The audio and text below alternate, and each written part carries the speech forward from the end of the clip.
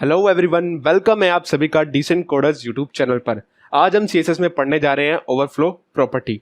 तो जो हमारी ये ओवरफ्लो प्रॉपर्टी है, इसको पढ़ने से पहले हम ओवरफ्लो का मीनिंग जान लेते हैं। तो ओवरफ्लो का मतलब ये है कि जब हमारा जो कंटेंट होता है हमारा, वो एलिमेंट से ज़्यादा हो जाए, मतलब एलिमेंट का साइज अगर फिक्स है हमारा और उसमें हमने कंटेंट जो है ज़्यादा रख लिया, तो जो हमारा कंटेंट है वो ओवरफ्लो करने लग जाता है। फॉर एग्जांपल आप इस इमेज में देख सकते हैं, हमारा जो यहाँ पर एलिमेंट है इसका साइज फिक्स है, ठीक है। तो ये साइज फिक्स कैसे होता है? जैसे कि मैंने आपको विड्थ और हाइट वाली वीडियो में बताया था कि अगर हम यूनिट्स में वैल्यू पास कर रहे हैं, मतलब अगर हम पिक्सल, सेंटीमीटर, इंचेस इसमें वैल्यू पास कर रहे हैं, तो जो हमारा एलिमेंट है इसका साइज जो है फिक्स हो जाएगा। जैसे कि यहाँ पर आप देख सकते हैं कंटेंट ज्यादा है बट एलिमेंट का साइज जो है कम है, ठीक है। मैंने यहाँ पर एलिमेंट का साइज 200 पिक्सल विड्थ रखी है और 200 पिक्सल इसकी हाइट रखी है। अब जो है कंटेंट हमारा एलिमेंट से ज्यादा हो चुका है। अब इस केस में क्या होता है कि कंटेंट जो है अगर एलिमेंट से ज्यादा है तो वो बाहर आने लग जाता है, ठीक है, मतलब ओवरफ्लो करने लग जाता है। तो आप इसे एक एग्जाम्पल समझ सकते हैं। आपके पास एक कप है और कप में आपने पानी भरा, ठीक है। जब जो पानी है वो कप से ज्यादा हो गया तो वो बाहर की तरफ ओवरफ्लो करने लग जाता है, ठीक है। जैसे कि यहाँ पर हमारा कंटेंट है वो ओवरफ्लो कर रहा है, ठीक है। तो जो हमारा ओवरफ्लो है वो दो तरीके से हो सकता है, या तो वो हॉरिजॉन्टली हो सकता है, मतलब इस साइड से ओवरफ्लो हो सकता है, या तो वो वर्टिकली होगा, मतलब नीचे की तरफ से ओवरफ्लो होगा। तो दो जगह से ये हमारा ओवरफ्लो करता है, ठीक है। तो इसी प्रॉब्लम को सॉल्व करने के लिए हम सीएसएस में यूज करते हैं ओवरफ्लो प्रॉपर्टी को, ठीक है। तो जैसे कि यहाँ पर डेफिनेशन में लिखा है कि ओवरफ्लो प्रॉपर्टी से क्या करते हैं कि हम या तो हम कंटेंट को शॉर्ट कर देते हैं, ठीक है, मतलब एलिमेंट के हिसाब से शॉर्ट कर देते हैं, या हम जो ओवरफ्लो कर रहा है हमारा कंटेंट उसको या तो हाइड कर देते हैं, या तो हम एलिमेंट में स्क्रॉल बार को ऐड कर देते हैं, ठीक है। और यहाँ पर आप देख सकते हैं सिंटैक्स ओवरफ्लो प्रॉपर्टी को लिखने का, ठीक है। यहाँ पर लिखा ओवरफ्लो जो कि हमारे प्रॉपर्टी का नाम है, उसके बाद हमने वैल्यू पास करनी है। तो इसके अंदर हम चार तरह की वैल्यू पास करते हैं। पहला है विजिबल, सेकंड है हिडन, थर्ड है स्क्रॉल और फोर्थ है ऑटो। अगर हमको ओवरफ्लो कंटेंट देखना है, मतलब हम चाहते हैं कि हमारा जो कंटेंट ओवरफ्लो कर रहा है वो हम देखना चाहते हैं, तो हम यूज करेंगे विजिबल वैल्यू का, ठीक है। ये जो वैल्यू है ये हमारी डिफॉल्ट वैल्यू है, मतलब अगर हम ओवरफ्लो प्रॉपर्टी का यूज नहीं भी कर रहे तब भी जो है हमारा कंटेंट है वो हमें विजिबल होगा, जो ओवरफ्लो कर रहा है हमको दिखेगा। तो जैसे कि यहाँ पर आप देख सकते हैं हमारा जो कंटेंट है हमको विजिबल हो रहा है, जो ओवरफ्लो कर रहा है वो हमको दिख रहा है, ठीक है। तो ये हुआ है हमारा एक्चुअल में विजिबल वैल्यू की मदद से। तो जो विजिबल वैल्यू है ये हमारी डिफॉल्ट वैल्यू है। फॉर एग्जांपल मैं अपनी एचटीएमएल फाइल ओपन करता हूँ, ठीक है। यहाँ पर आप देख सकते हैं बॉडी के अंदर मैंने बनाया है डिवीजन एलिमेंट, ओके, और डिवीजन के अंदर मैंने डमी टेक्स्ट लिखा हुआ है। उसके बाद सीएसएस में मैंने अपनी डिवीजन को हैंडल किया हुआ है, उसमें मैंने background colour, width, height define किया 200 पिक्सल, मतलब फिक्स कर दिया है अपने एलिमेंट का साइज, ठीक है। उसके बाद बॉर्डर लगाया, फिर मैंने मार्जिन और पैडिंग उसमें ऐड किया हुआ है। तो यहाँ पर मैं यूज करता हूँ अपने ओवरफ्लो प्रॉपर्टी को, ठीक है। मैं लिखता हूँ ओवरफ्लो और फ्लो, इसमें मैं वैल्यू पास करता हूँ विजिबल, ठीक है। जो हमारी विजिबल वैल्यू है, जैसे कि मैंने आपको बताया, ये एक डिफॉल्ट वैल्यू है। मैं इसे अगर नहीं भी लगाता हूँ तब भी हमारा ये सेम रहेगा, ठीक है। और मैं क्रोम में आपको प्रीव्यू भी दिखाता हूँ, तो कुछ इस तरीके से दिख रहा है। मैं यहाँ पर रिफ्रेश करता हूँ तो देखिए कोई भी चेंजेस नहीं आ रहे, क्योंकि जैसे कि मैंने आपको बताया विजिबल जो है डिफॉल्ट वैल्यू है, ठीक है। अगर हम चाहते कि हमारा कंटेंट दिखे तो वो हम यूज कर सकते हैं विजिबल वैल्यू का, या तो हम ओवरफ्लो प्रॉपर्टी का यूज ना भी करें तब भी हमको वो दिखेगा, ठीक है। सेकंड हमारी वैल्यू आती है हिडन। अगर हम चाहते कि जो हमारा कंटेंट ओवरफ्लो हो रहा है वो हम ना देखें तो उसके लिए हम यूज कर सकते हैं हिडन वैल्यू को, ठीक है। तो यहाँ पर मैं अपनी सीएसएस वाली फाइल ओपन करता हूँ, ठीक है। मैं इसे मिनिमाइज कर लेता हूँ, ठीक है। यहाँ पर मैं विजिबल की जगह लिख देता हूँ हिडन, ठीक है। मैं इसे कंट्रोल एस करता हूँ। अब मैं यहाँ पर देखो इसे रिफ्रेश करूंगा तो देखे जो कंटेंट हमारा ओवरफ्लो कर रहा था अब वो हाइड हो चुका है। थर्ड हमारी वैल्यू आती है स्क्रॉल, ठीक है। तो स्क्रॉल वैल्यू से क्या होता है कि पहले से ही हमारे एलिमेंट में स्क्रॉल बार लग जाता है। तो मैं अपनी सीएसएस वाली फाइल ओपन करता हूँ, ठीक है। यहाँ पर मैं हिडन की जगह लिखूंगा स्क्रॉल, ओके।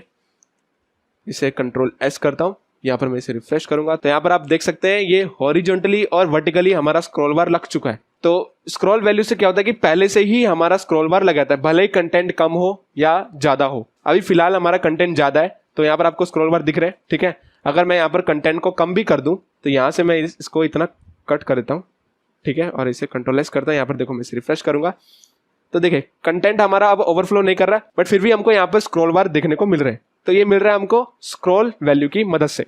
और अब मैं यहाँ पर कंटेंट को फिर से बढ़ा देता हूँ, ठीक है। इसे कंट्रोल एस करता हूँ, यहाँ पर इसे रिफ्रेश करूंगा तो देखिए स्क्रॉल बार आ गया, ठीक है। लास्ट हमारी वैल्यू है ऑटो।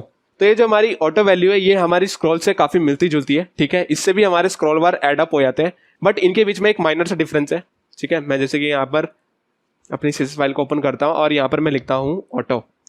तो ऑटो से क्या होगा कि पहले से ही हमारे स्क्रॉल बार नहीं लगे होंगे एलिमेंट में, जब जरूरत होगी तभी हमारे स्क्रॉल बार लगेंगे। ठीक है, मैं इसे कंट्रोल S करता हूँ और यहाँ पर देखो इसे रिफ्रेश करूंगा।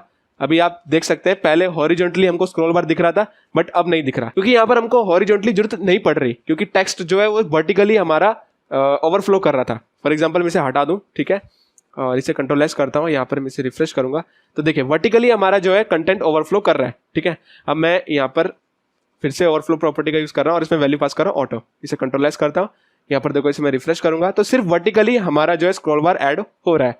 बट अगर हम यहाँ पे ऑटो की जगह स्क्रॉल यूज करेंगे तो हमारा हॉरिजॉन्टली भी और वर्टिकली भी दोनों जगह हमारा स्क्रॉल बार ऐड हो जाएगा। तो ये एक डिफरेंस है हमारा स्क्रॉल और ऑटो वैल्यू के बीच में। और एक और डिफरेंस है, जैसे कि मैंने आपको बताया था, जब मैं यहाँ पर कंटेंट को कम भी कर रहा था तब भी हमारे स्क्रॉल बार हमको दिख रहे थे। ठीक है, बट ऑटो केस में ऐसा नहीं है। यहाँ पर देखो अगर मैं कंटेंट को कम कर दूं, ठीक है, और इसे कंट्रोल S करता हूं, यहाँ पर मैं इसे रिफ्रेश करूंगा तो देखिए स्क्रॉल बार अपने आप हट गया। कंटेंट ओवरफ्लो कर रहा है तो ब्राउजर ऑटोमेटिकली स्क्रॉल बार लगा देता है, और किस तरफ लगाना है ये भी ब्राउजर अपने आप डिसाइड कर लेता है। अगर हमारा कंटेंट ओवरफ्लो राइट साइड से करेगा, मतलब हॉरिजॉन्टली करेगा, तो हमारे पास हॉरिजॉन्टली स्क्रॉल बार अपने आप लग के आ जाएंगे। ठीक है, अगर वर्टिकली करेगा तो वर्टिकली हमारे पास स्क्रॉल बार ऐड हो जाएगा। ठीक है, तो ये है हमारी ऑटो वैल्यू का काम।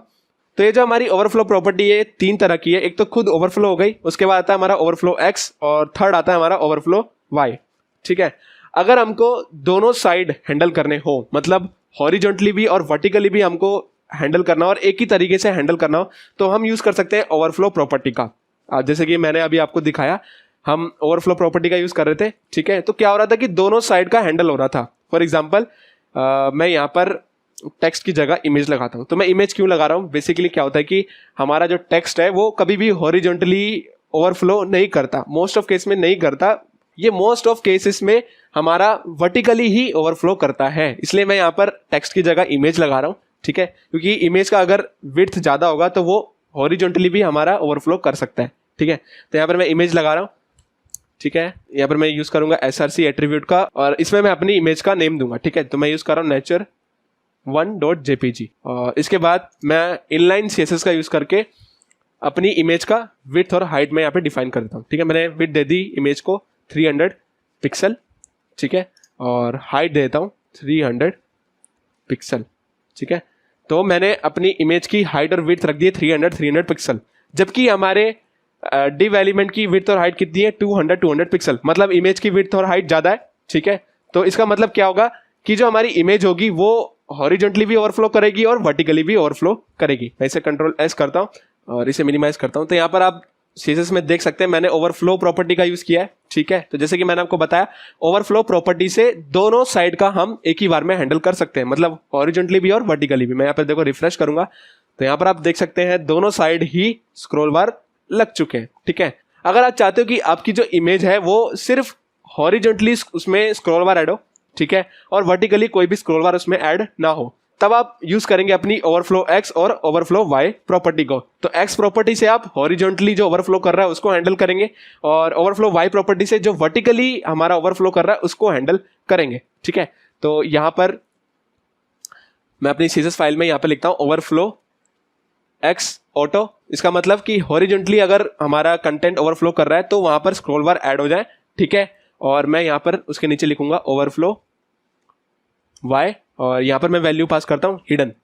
इसका मतलब ये हुआ कि जो वर्टिकली हमारा कंटेंट ओवरफ्लो कर रहा है वो हाइड हो जाए। ठीक है, मैं इसे कंट्रोल यहाँ पर S करूंगा और यहाँ पर देखो मैं इसे रिफ्रेश करूंगा तो यहाँ पर आप देख सकते हैं सिर्फ हमारा हॉरिजॉन्टली स्क्रॉल बार दिख रहा है, क्योंकि मैंने यहाँ पर ओवरफ्लो X में ऑटो लिखा है। ठीक है, जिसकी वजह से सिर्फ हॉरिजॉन्टली जो है हमारा ओवरफ्लो यहाँ पर हमको दिखेगा। ठीक है, और यहाँ पर मैंने लिखा है ओवरफ्लो Y में हिडन, मतलब जो हमारा कंटेंट वर्टिकली हिडन कर रहा था, यहाँ पर आप देख सकते हैं सिर्फ हमें आधी इमेज दिख रही है। ठीक है, तो वो हाइड हो चुका है। अगर मैं हाइड की जगह यहाँ पे लिख दूं ऑटो, ठीक है, इसे कंट्रोल S कर दूं, यहाँ पर देखो मैं इसे रिफ्रेश करूंगा तो वर्टिकली भी हमारा स्क्रॉल बार ऐड हो चुका है। ठीक है, तो आप वर्टिकली भी पूरी इमेज देख पाएंगे। ठीक है, तो अगर आप सिर्फ एक ही साइड का ओवरफ्लो को हैंडल करना चाहते हैं तब आप यूज कर सकते हैं अपनी ओवरफ्लो X और ओवरफ्लो Y प्रॉपर्टी को।